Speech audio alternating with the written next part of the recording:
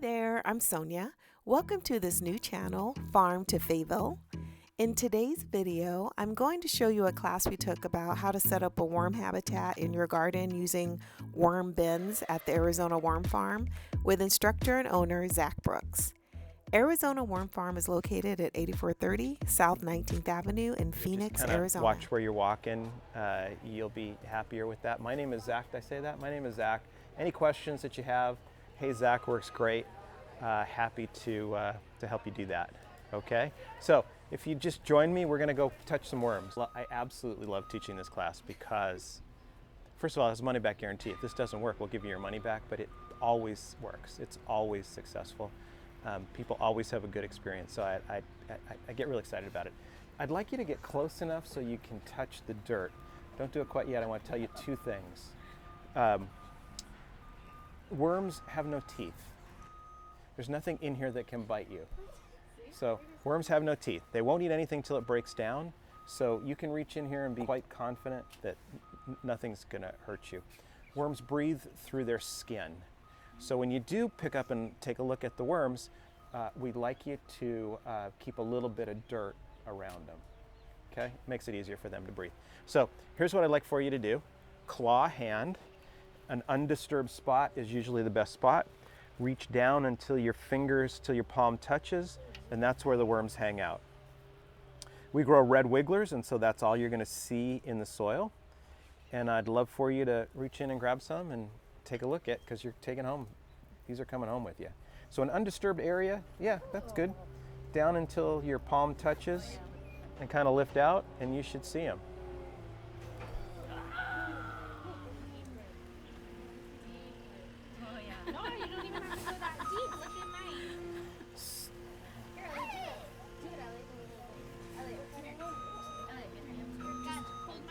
There's nothing that can hurt you in there. Yeah.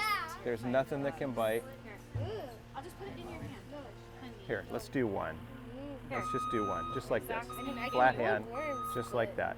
This worm happens to be pregnant. See that white belly? That's a pregnant worm. Okay, so we grow red wigglers on the farm. The reason that we grow red wigglers is that they are the best, they do the best in our temperatures.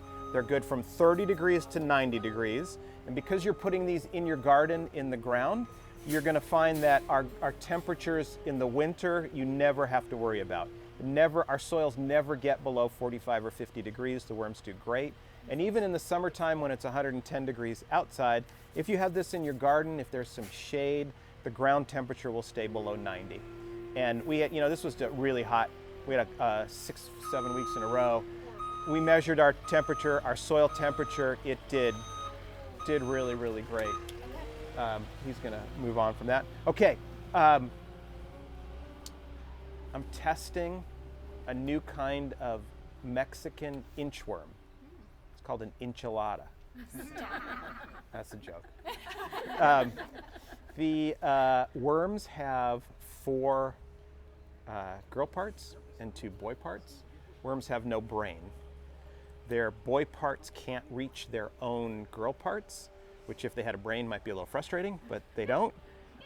So they need another worm to rub against in order to make babies. We call that process knotting. And when worms knot, both worms can get pregnant times 4. So we can actually get 8 babies from a single knotting session, and worms in their prime can knot every single week. So they can actually produce 4 babies a week under perfect circumstances. I'm going to show you a tray in a second, but the way you can identify a pregnant worm is if you look behind the head, usually about a ½ inch behind the head, you'll see a prominent white section. It's actually enlarged. And so from that enlarged section, they form their cocoon. They form it on the outside of their body. And then they'll produce a cocoon that looks like this.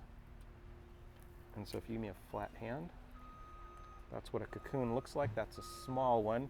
It probably only has 1 egg in it. And we can tell by the size of the cocoon whether it's 1 or 2 or 3 or 4. We average about 2.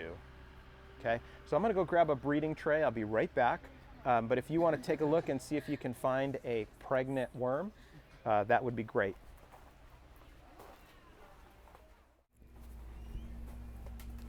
I'm gonna sneak in behind you here.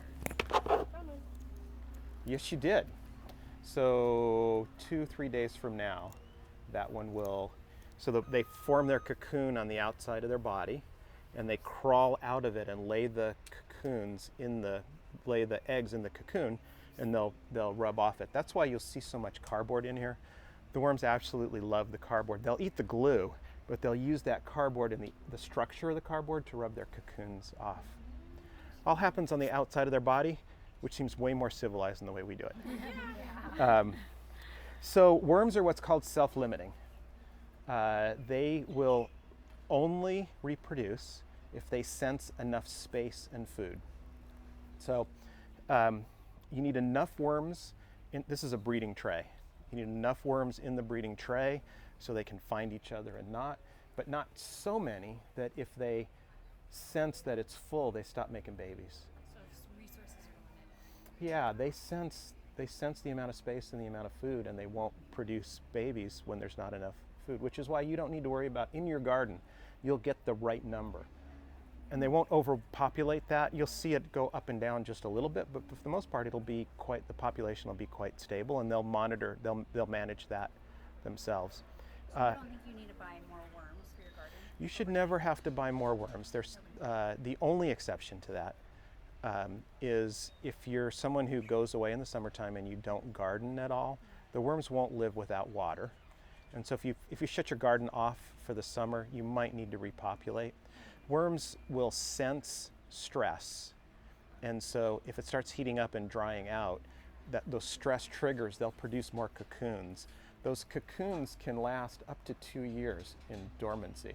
So if you have a healthy population of worms through your garden in the fall, winter, and spring, you go away, you go to San Diego for a month or two in the summertime, and you let your garden go. When you come back, if you water nicely, all of those cocoons are likely to hatch. So we tell people, if we like you to start your worms now. This is the perfect time. October, November, December, January, that gives them 4, 5, 6 months to really colonize, establish their habitats, find their happy places, and then if something happens in the summertime where they don't do well, we always tell people, before you buy more worms, water nicely for a couple of weeks and see if they come back. So there's a high likelihood that they'll come back. I'm going to show you our set it and forget it gardens. We don't fertilize anything here in a classic sense. We give them compost, organic matter, and we give them microorganisms, but no Miracle Grow, no blood meal or bone meal or fish emulsion or any of that stuff. So it's significantly cheaper to just replace the worms every October than it is to buy all that stuff and try and get the balance right. We're going to talk more about gardening when we get out to the garden and why the castings are good. Just a couple of words about breeding. North Carolina State University has a department of vermiculture. They've been studying this for over 50 years. And they tell us that the perfect number of worms in a bin this size is 522. So, and I have found that if I put in 550, I get fewer cocoons. If I put in 450, I get fewer cocoons. I've tried 3 pounds, I've tried 3,000 worms, I get 0 cocoons. So it really, the science behind it really does work. So we do 20 of these trays a week, and we literally count 522 worms that one time, and then we weigh it. And then the other 19, we just use the weight, because the worms will vary in size a little bit, but it gives us the optimum number of cocoons. We leave them in here for 4 weeks, and you can see here's in fact, 2 very pregnant worms. And so when we reach in there and we see real pregnant worms, that's really what we're excited to see. So you can see the bulges forming, you can see that growth below the head. And here's a baby that's hatched. How long did you say that sits for? So we sit it for 4 weeks. See it right on top? We set it for 4 weeks. We get 500 worms. We'll each produce about 1 cocoon per week. So after 4 weeks, we get about 2,000 cocoons. That'll produce about 4,000 worms. We do that 20 times every week, so we grow about 80,000 worms a week here on the farm. And it varies. it's interesting to me. I'm going to let you peek in a second, but we do these in insulated shipping containers.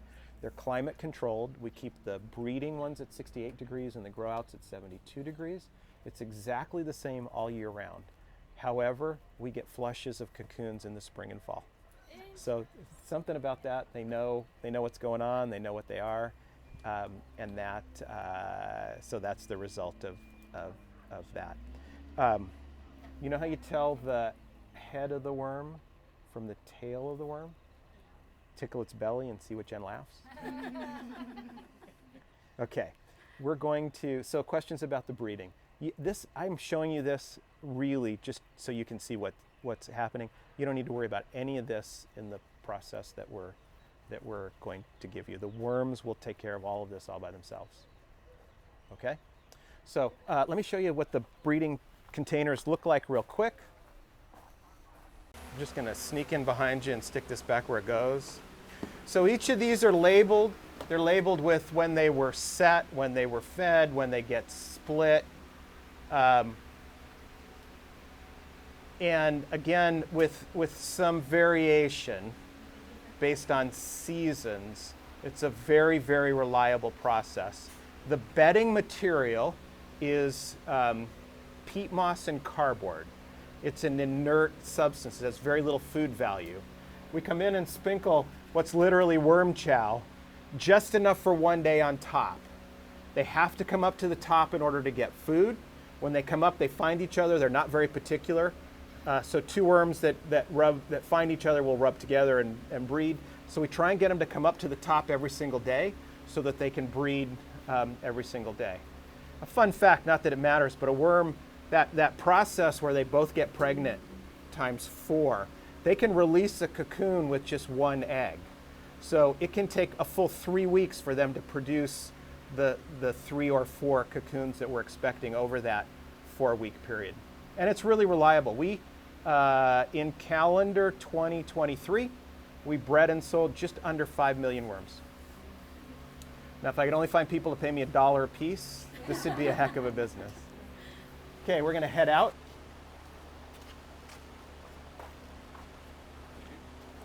Yeah.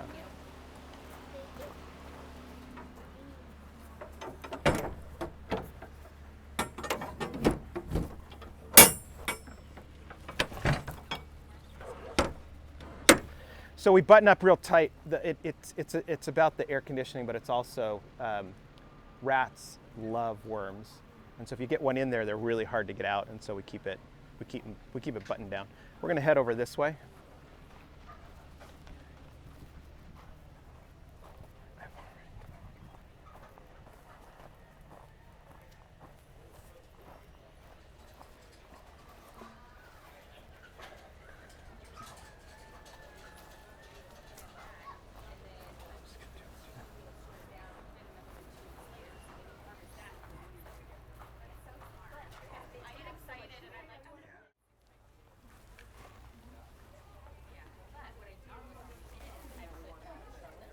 Walking wedge. So that process is all about breeding. Again, the worms will take care of that for you. You don't need to worry about it, but I like to teach people about what it is. These are called walking wedges. The face of these will be where the worms are. It has a front and a back. Every week we feed the front 2 inches of compost, pre-composted food waste, and the worms will move. They'll turn that 2 inches into a 1/4 inch of worm poop. We call them castings. Because we're moving across the face, any of the places that we grab on the face should have some worms. It's been really hot, and so I was kind of digging around, and there's just not quite as many worms in all of these areas as I'd like. They're slowly coming back to the level that we want. This was just fed, and so the worms are down a little bit deeper. But most of these handfuls will have lots of worms in them. As it moves this way, we just keep adding more and more and more. Once we get 2-ish feet away from the back, then we can pull that board off, put that board on this side, and start to harvest from the back. So this is one we've been harvesting, and this is what the back side of this looks like. So ideally, If I grab the front, I should see worms, because that's currently the front. If I grab the back, you see poop. What do you not see? Yeah, the correct answer is elephants, but you also don't see worms. So that lets us screen these in a fairly violent process in order to separate the mulch, the overs, from the actual castings. Okay? Takes us about 6 months to move them 8 feet. So they go 8 feet that way. We pull that board off onto the other side and harvest back to within a couple of feet. They go 8 feet that way, 8 feet that way, and then they die. So they travel about 20, 24 feet in their lifetime. Most worms will live right around 1.5 to 2 years. These guys continuously repopulate themselves. We've never had to add worms in the 6 years that we've been going summer and winter. This is the first summer where at this time of year, the worms haven't really come back hard. It's been so hot this week that we're having trouble getting them to come back to the density that we like, but we're getting there. We're getting there closely. Okay. We're trying to grow microbes. 2 kinds of microbes that we focus on here at the farm, bacteria and fungi. Bacteria are the microorganisms that consume your organic material, turn it into some flavor of ammonia that your plants can consume. So having bacteria in your soil is a continuous flow of the right kinds of food to your plants. We also grow fungi. Fungi extend the reach of your roots to help your plants get more water. Fungi grow on mulch, and both of those need air, and so we have a lot of mulch and larger pieces of wood in this process. The worms don't have teeth, so they can't eat it, so until it breaks down completely, it stays as mulch. So we take it through a screening process, and if you follow me, I'll show you what that looks like.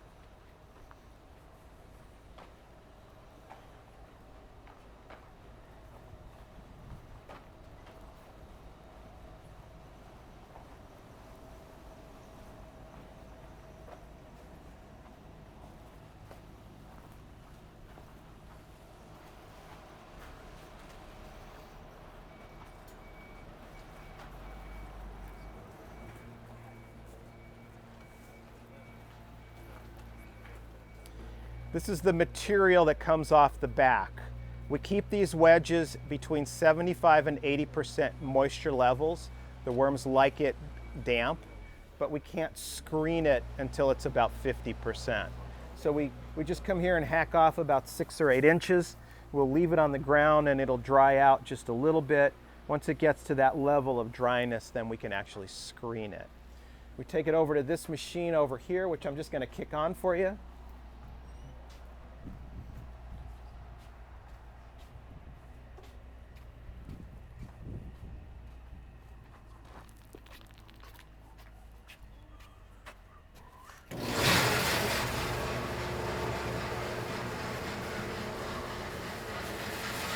So the castings go in here.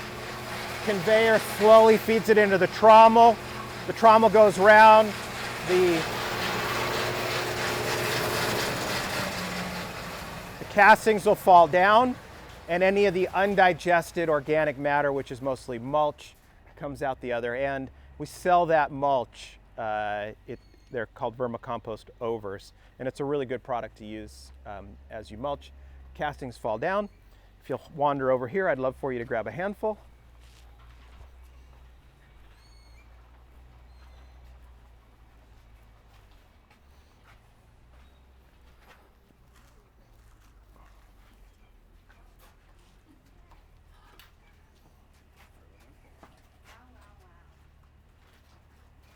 So, won't smell, but you be the judge of that.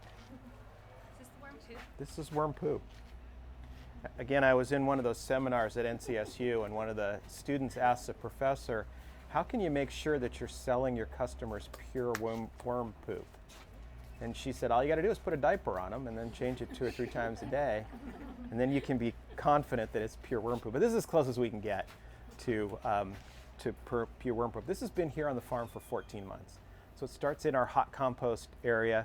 It's there for about 6 months, and then it comes in here where it's fed to the worms, and it takes about 6 months, 6 or 7 months for it to move through that process. Here's the one and only commercial. Castings have a modest NPK. You know, the nitrogen and phosphorus, calcium, the levels, they're very small, 112, sometimes 121. You're not buying this as fertilizer. What they have lots of is microbes, bacteria and fungi. And by having the bacteria and fungi in your soil, you get a microbially active soil, and that'll convert what the plants need. They'll convert the organic matter into what the plants need at the time the plants need them. Microbes, bacteria and fungi, are living, breathing organisms. Soil scientists tell us that in a handful of active worm castings, there'll be between 1 and 2 billion bacteria and 3 or 4 yards of fungal hyphae.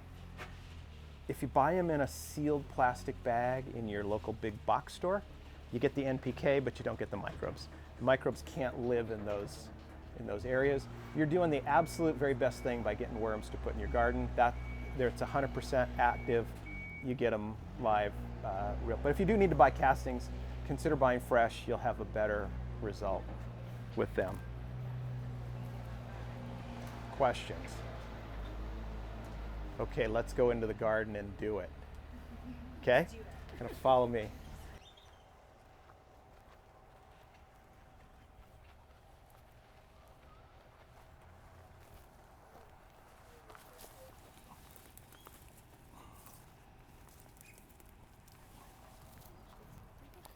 It's a watermelon radish. Have you seen these before? 3 weeks in the ground. I'm not sure I can get this right. Kind of looks like a radish, like a watermelon inside. It's a much milder, along with some dirt. It's a much milder radish. Very, very cool. The thing I wanted to tell you was not that this is my favorite radish, even though it is. 3 weeks in the ground. Before I started the Arizona Worm Farm, I had a backyard raised bed garden. 3 beds, I've told this story before, 3 beds in the back, $600 or $700 every season. I'd get 3 or 4 sickly tomatoes. I was very proud of those tomatoes, but I'm not a very good gardener. And what I found was if I just got the soil right and got out of the way, everything grew really, really well. So Darwin studied worms. His most popular book while he was alive was his treatise on earthworms. He studied them for almost 30 years. And one of the things he told us is that an earthworm will travel up to 100 feet a day. So we have, for this entire garden, we have 1 worm habitat. And we find worms every time we plant something, every place throughout the garden. When we plant here, this is a no-till garden. So you see these pepper plants. There's as much below ground as there is above ground. It's all those roots. When we harvest this, when we're done with this pepper plant, we're going to cut it off at the soil level and leave everything below. And that's going to be food for the worms and for the microbes. Every year when we plant, you can see we'll add about 2 inches of compost, dustings of worm castings if we feel like we need it, and nothing else. So no herbicides, no pesticides, no supplemental fertilizer of any kind. It's just the organic matter and the worms, and then we get out of the way. These are carrots that are just a little over a week old. The peppers will grow back. These we've overwintered. The peppers can't take a hard frost. And so this year we may not get one. It's an interesting sort of a discussion. What you're seeing here on these peppers is the beginning of smallish, these are green sweet peppers. And you're seeing the growing of smallish fruit.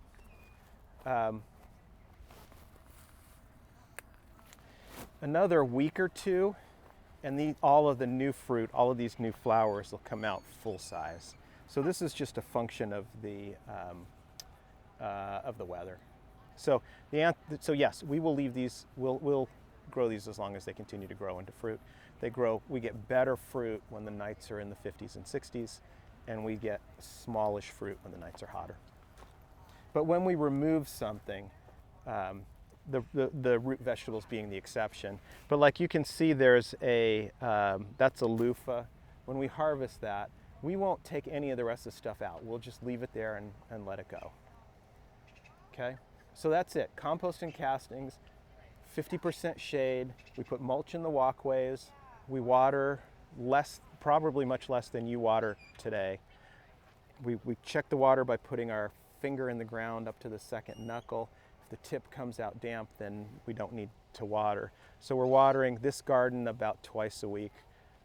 It'll go down to about once a week because the microbially active soil will retain water and use it more effectively. Does the shade stay up year-round? Yeah, it does. It doesn't need to, but it doesn't seem to hurt. And I just don't have the people. When you take it down, you tend to destroy it. Yeah. And so I can get 5 or 6 years out of this if I just leave it. If I put it up and down, it only lasts about 2 or 3 years. And so, and plus it's just a lot of work. Yeah. And so stuff does, I mean, that's a pretty decent pepper. Yeah. And it'll be spectacular in another week or two. That edge row is Roselle hibiscus. And if you guys want to try them, the calyx are now ready to eat. You can take a piece off the leaf. It tastes like Sour Patch Kids without the sugar. So it's very, very tart. But if you like tart, it's a cool thing to taste, and I'll show you that on the way out. I'm sorry? What's a calyx? The calyx is what the bloom is called. The flower. It's the outside of the flower when it forms. It's the fruit. Yes? If you didn't have the shade cover here and you're watering twice a week, how many minutes would you water for? So let me answer a different question first, and then I'll tell you. I would not try to garden without shade in Arizona except from November through March. So November, December, January, February, March, you can garden without shade. In our summertime, you're going to have a really, really uphill battle unless you grow very specific stuff. If you want to grow just artichokes or Malabar spinach or squash, zucchini, so there's some things that you can do that take that full sun. Otherwise, you're really better off with doing that. The answer to your question is probably 40 minutes on our drip system, and then infrequently. So we want the water to go deep, less frequently. And plants they don't like wet feet. So they like to have their roots dry out in between. It'll force the roots to grow deeper. It'll allow that fungal hyphae to do its job. You'll have more success watering deeply, less frequently. Okay, so I'm doing the opposite. Yeah, real frequent watering is perfect for grass. So if you're growing grass, it works great. But you'll have better success putting worms in your garden, growing deeply. That'll solve the problem. Okay.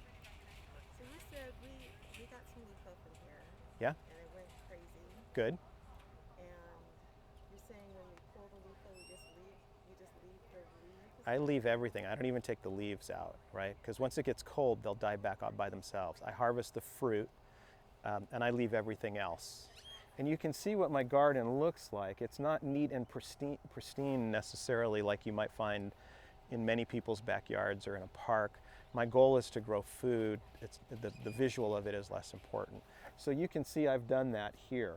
That's what's laying on the ground there. That's just the loofah. That's the leaves and the stems from the loofah. Within another month or so, that'll all be consumed by worms or microbes, and it'll go back in to make the soil more fertile.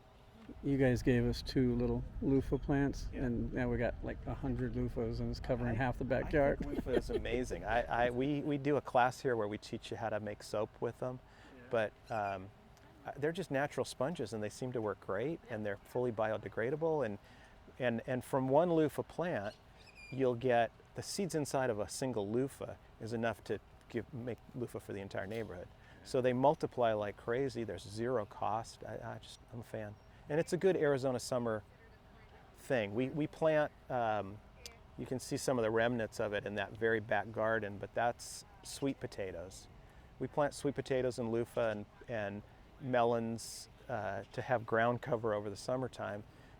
Keeps the weeds out, keeps the ground cool, refurbishes the soil, and then we get good stuff that we can eat fall, winter, and spring. Relatively few things you can eat through the summertime that you can grow nicely in July and August. Okay? Trying to figure out where we can sell them. Yeah. So I'm going to send you home with 2 of these. That's our high-tech worm habitat. I'm going to do this in the ground, and then on our way back, I'm going to show you a raised bed where we have exactly the same thing. What I've done is just dug out a hole. I did it before you came, so you didn't have to see how terrible I am at digging. I dug out a hole deep enough for the whole basket to put in. And then I'm going to just backfill in, because you want the dirt to touch the dirt to touch the outside of the basket. And so I am strategically placing this one. Thanks, Ben. I'm strategically placing this one right on a drip line, and I'll poke a couple of extra drip holes in there. If you're watering your garden and your garden's doing well, that's enough water for the worms. And, oh, you can just hang on to them. And here's another one wagging at us. I had a habitat in there before, and I took it out just to do this demonstration. But this one is probably 3+ years in the ground. So we're going to fill it back in. The worms will find their happy place. Their happy place is where it's wettest and coolest. So if you're going to grow a pepper plant, under a pepper plant is a good place to locate this. Under a tree, next to shade, something that's likely to give it, where that spot's likely to be the wettest and the coolest. If you run your garden, you'll be able to tell what spot's a little bit damper than the other spots. Put your habitat there. We put the habitat in a single spot because we like to have a critical mass of worms that will continue to breed. As they breed, their babies are going to go out and find their own way across the garden. That's really, really good. Unfortunately, they won't have as many others to rub against, and so they can find themselves stranded someplace else where they can't actually make babies. So we like to have a single spot that we feed, that we add food to on an ongoing basis, that keeps a core set of worms there as all their babies go out to someplace else. I'm going to send you home with a bag that looks just like this, and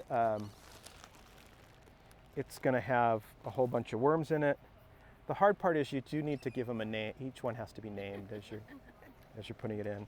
So I'm just going to take this, and I'm going to empty the entire thing into the garden.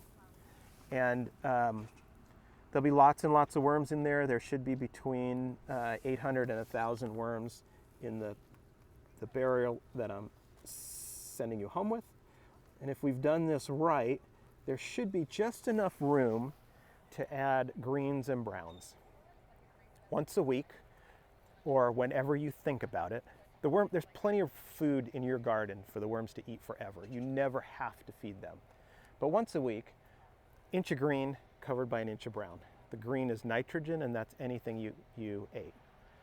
Banana peels, apple cores, bread that got stale. If you ever send out for Chinese takeout, they send you enough white rice for 35 or 40 people. That cooked white rice, the worms absolutely love. Anything you like, they like. Avocados, coffee grounds, eggshells, anything you like to eat, they like to eat.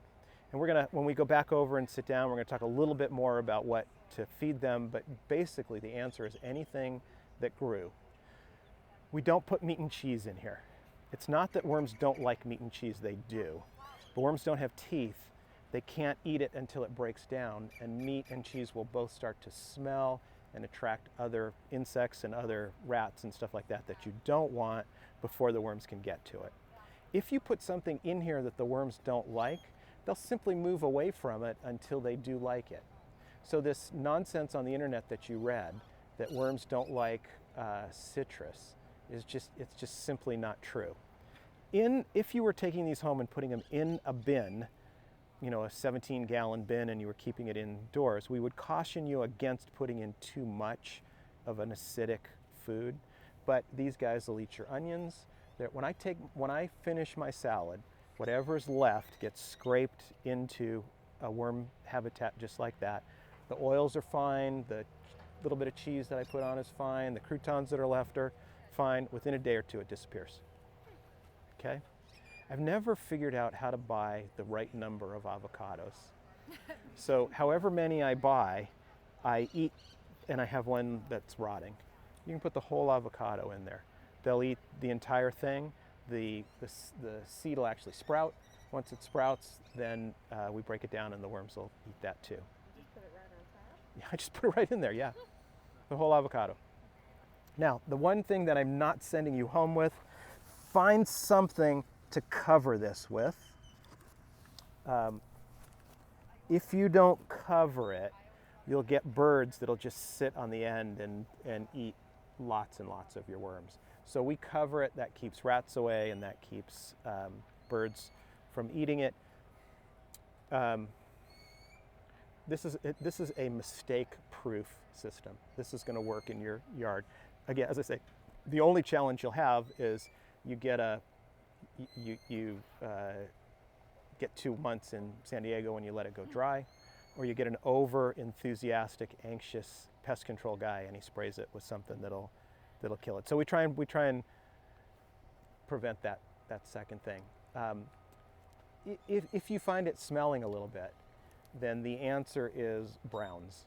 So just add more browns. If you put too much food waste in there and the worms don't get to it, if you just cover it with browns or anything that was a tree, that junk mail that you got that you shredded up works great. Shredded cardboard works great. Leaves are their favorite thing to eat. So anything, we just put it on top. And again, the great thing about this is if you forget, the worms will be fine. So as long as you're growing, as long as your garden's going, as long as you're watering it, the worms will be fine. And they'll move from here. We'll see them throughout this whole garden. As I say, within a couple of days, we'll start to see worms at the very far ends of the garden as we do this. Okay? So we're going to dig out a hole. We're going to put that into ground level. We're going to add the whole bag. And then as soon or as late as you want, we're going to add an inch of green and an inch of brown. I'm going to show you our one in my raised bed. You never have to worry about harvesting castings because they'll disappear. I've been adding food to this bucket for a couple of years, and it all just gets consumed by the plants. If I wanted to, I could reach in here and grab a handful, and that's going to look an awful lot like the castings that you saw. You can see there's still a bunch of worms in there. That's fine. And then I can take this and I can put it wherever I want it to go, and it'll start the process of spreading that from place to place. I'm sending you home with 2 of these and 1 bag of worms. You can absolutely divide them if you have multiple places where you want to have worm habitats.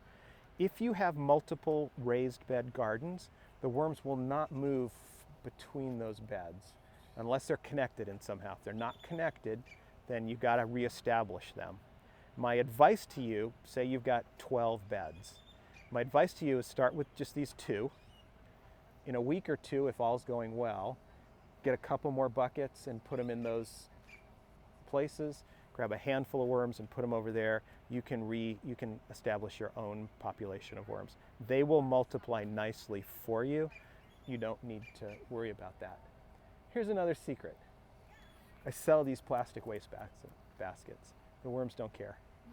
I use these to remind me to put in the worms, and I use them because they make a nice crisp definition between where I have my worms and where I don't. I like them, but the worms don't care. So if you're putting them in another spot in your garden and you can just remember to pocket feed in that spot, you don't even need to get the baskets. Question? That was my question about the separate beds. Yeah, separate beds. The worms can't. We get questions periodically about invasive worms. And invasive worms are an issue in some places. the tropical nature of the areas around the Gulf of Mexico. The ground is really hospitable. There are certain types of worms. Alabama jumping worms are the ones that most people hear about. They don't consume the soil in the same way that other worms do. We have a natural barrier here. You're just not going to see these guys move. They're not burrowing worms. They won't go through the hard packed soil. If you don't have soft, fluffy stuff, you won't get the worms moving from place to place. Okay? I've talked way too much. You guys ready to move back over there and get your worms and get ready to go? Any other questions? Okay, let's head back to the playground area and we'll go from there. Thank you. You can just dump this wherever you like.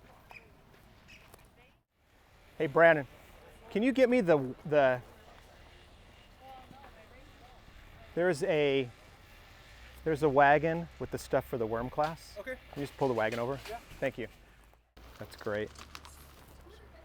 Do you know what they call it when everybody finally gets worms? Global warming. It's better than the other kind. Okay, one more, but that's all. I promise I won't do any more. How is a worm in a cornfield like a 14-year-old boy?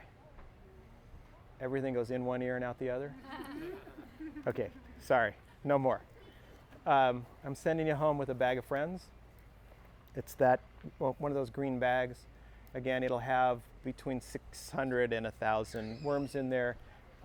Babies, cocoons, all sizes and ages of worms. We recommend that you not divide those more than in half.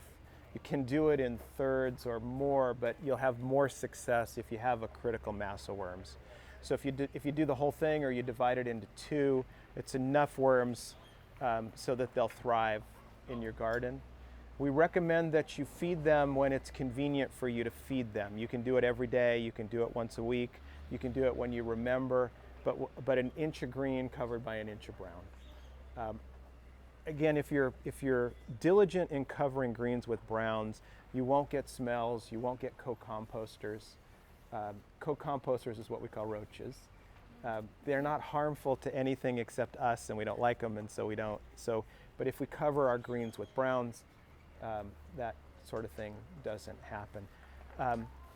Three things people like to put in here in addition to greens. Coffee grounds do great. Again, you'll read on the internet that too many coffee grounds is a problem. Coffee grounds will heat up when they compost, but you're putting such a small amount in that you don't need to worry about it at all. Eggshells, worms don't have teeth. They can't break them down. They will consume those. So because they don't have teeth, they like to have something a little bit gritty to help them digest food. The so what of that is that as eggshells break down, it's a nice gritty calcium, really good additive for your soils, really helps the worms consume food. But if you put them in there whole, it takes a while for them to break down. So if you have an old coffee grinder, what I do is I have a coffee grinder on my counter. We have chickens here, we eat a lot of eggs. When the shell comes out, I let it dry out and pulse it a couple of times. It breaks it up into a powder, and then it disappears in a day or two. Your junk mail works great as a brown. The easiest brown for most of us is Amazon boxes. So Amazon boxes, on my house, I think the guy lives there.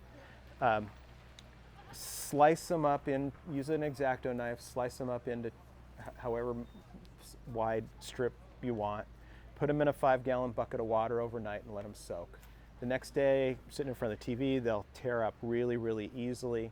We find that better than any of the electric shredders that you can get. The shredders work fine for junk mail. They don't work very well on cardboard. So we find that if you try and use the shredder for cardboard, you'll wreck your shredder within a couple of weeks.